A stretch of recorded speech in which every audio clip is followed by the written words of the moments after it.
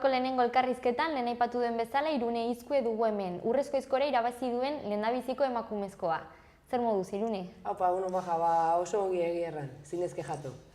Posten naiz. Aupa. Bueno, ekainean izan zen txapelketa Urrezko Aizkorarena. Bai, hori da.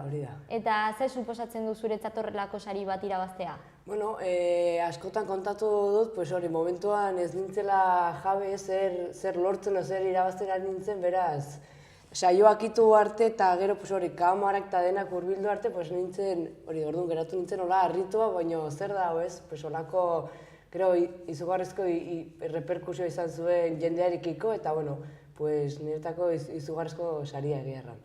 Gainera hori, aitzindaria ez? Nola? Aitzindaria izan zarela, lehendabiziko emakumea. Bai, holako probetan bai.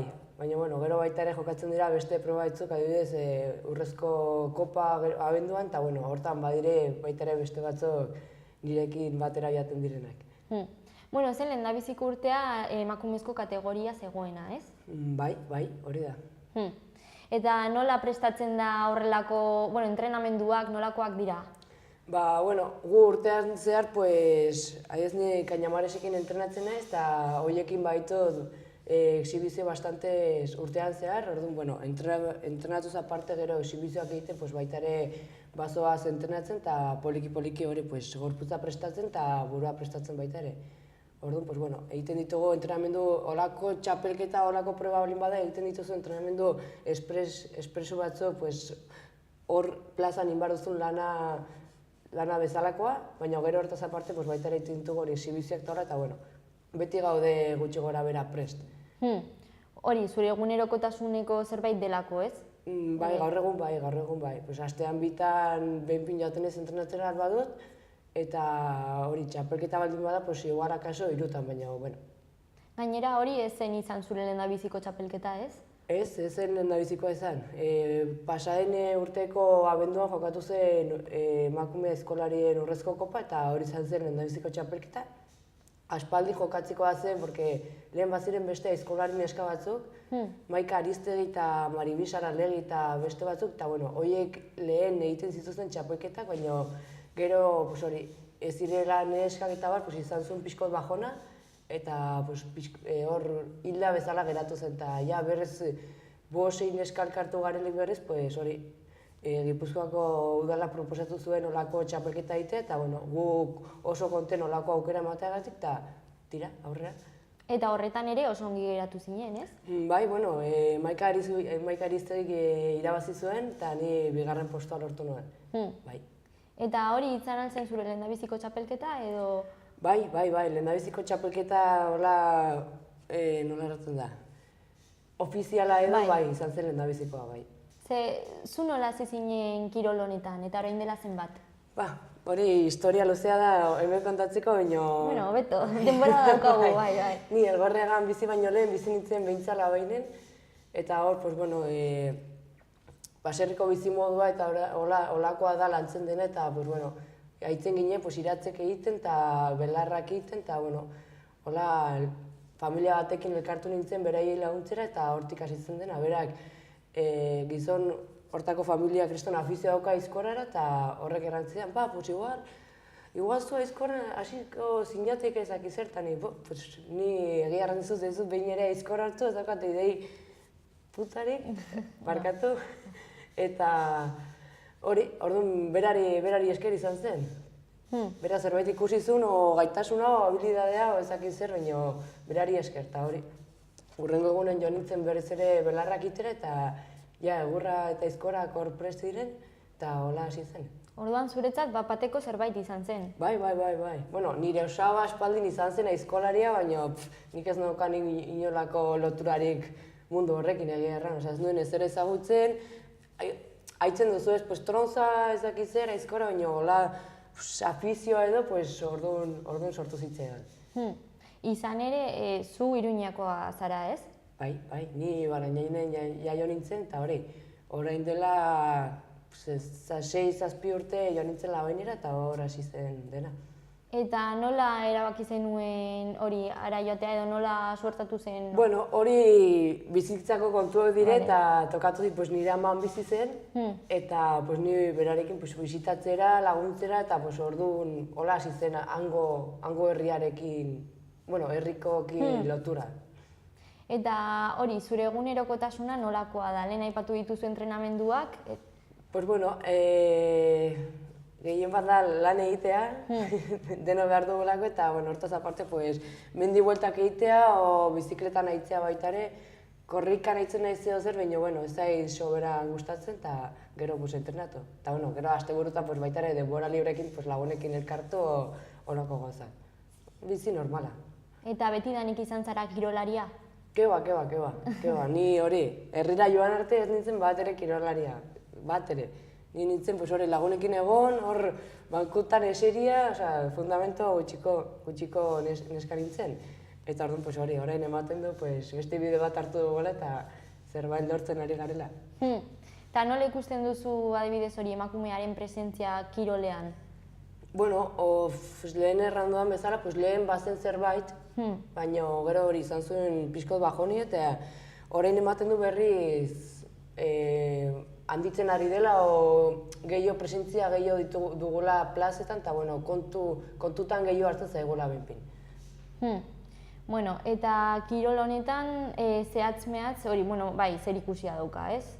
Osea, esan nahi dut, esan duzuna ere aplikatu daiteke edozein kirolara. Bai, nik uste baietz horren baita ere, esku pilotan baita ere emakume, pues hori, masterkop edo jokatzen ari dute eta bueno, pues ematen du gero eta gehiago, bueno, aukera gehiago, suposatzen da betidanik izan ditugula aukerak, baina olako laguntzarek eta olako aukerak pues, orain sortzen ari dire. Orduan nik uste dut dela momentu orain hartzeko eta fuerte jotzeko. Emakume asko daude? Aizkoran? Aizkoran, bai. Bueno, Nafarroan bagara 6 bat edo, eta gero Gipuzko aldean beste bat eta Bizkaian beste bat. Así que bueno, ez gara asko, baina gutxi ez da ere. Eta horrek batu egiten zaituzte, lagunak egiten dira? Bai, noski, hombre, azkenean hori, pues, ez du pentsa Euskal Herri guztian, pues, 8 pertsona zu bezalakoak o zure afizio berdinekoak zaretela, beraz horrek lotura bat eta laguntasun bat sortzen du. Eta baldintza berdinetan, ez? Bai, claro. Dino ditugu, pues, bakoitza baitu bere egurrak, bere aizkorak, eta gero pues, bakoitzan gaitasuna. Bueno, eta orain hurrengo txapelketa prestatzen edo? Bai, orain berriz abenduan Santo Tomas egunin Gipuzkoa jokatuko da berriz hori urrezko kopa, eta hori, pues, ja gogoitxo eta, bueno, aspaldin ez, baina hasi gara prestatzen pixko bat, porque hor ez dira lagunak, osea, plaza barruan ez daude lagunik beraz, egun hortan joan barzara jota zu emateran. Eta zeintzuk dira zure helburuak aizkora munduan? Orain hori erratea zaila da, ez? Porque ni zer dakit noraino ni gorputzaz ze nivelera eramaten aldudan. Beraz, pues, momentuz da pues, lan politak erakustea, aldu dan guztia aldiro ematea, eta bueno, pues, mendi ni zer dakit. Urte batera o 3 urtetara pues, kanpoan jokatzeko aukera sortzen bada edo, pues, bueno, nik ez daukat hola helburu finkoa, baina denetara irekia nago, egia erran.